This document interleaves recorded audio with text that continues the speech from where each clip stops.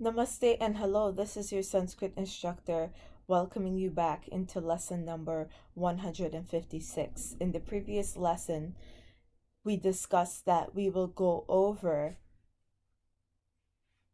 first nouns which keep the same stem throughout their declension, and this applies to nouns that ends with consonants.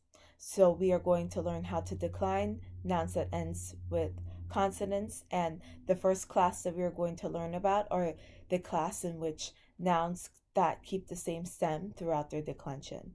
So the case endings for nouns that ends in consonants have the same case endings for the masculine and feminine nouns. The neuter nouns differ only in the nominative, accusative, and vocative cases. And the case endings are as follows. So for masculine and feminine,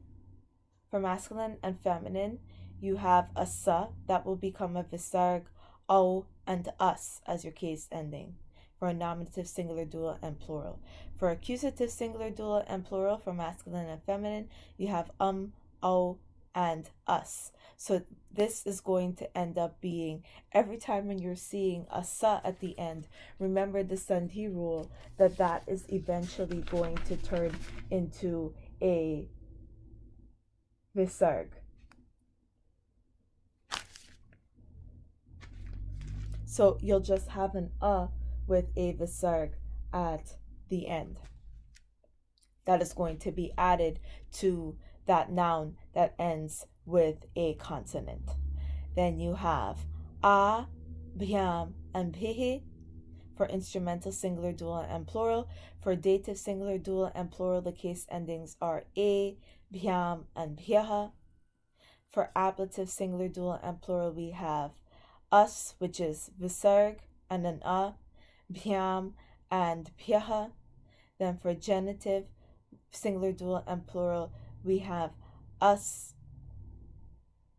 os, and So that's aha, oho, and And then for locative, singular, dual, and plural, we have I, oho, and then su.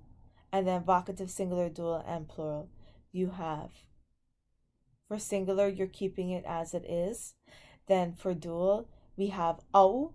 And then for plural, we have aha again.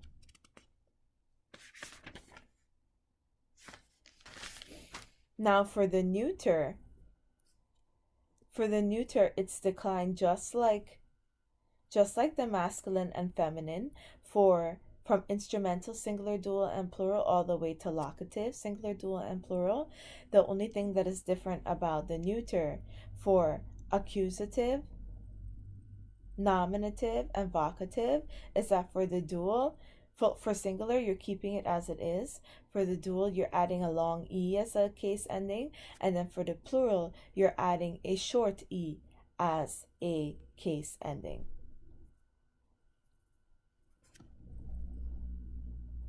So these are the case endings for nouns that end in a consonant. And this is your Sanskrit instructor signing off with a namaste.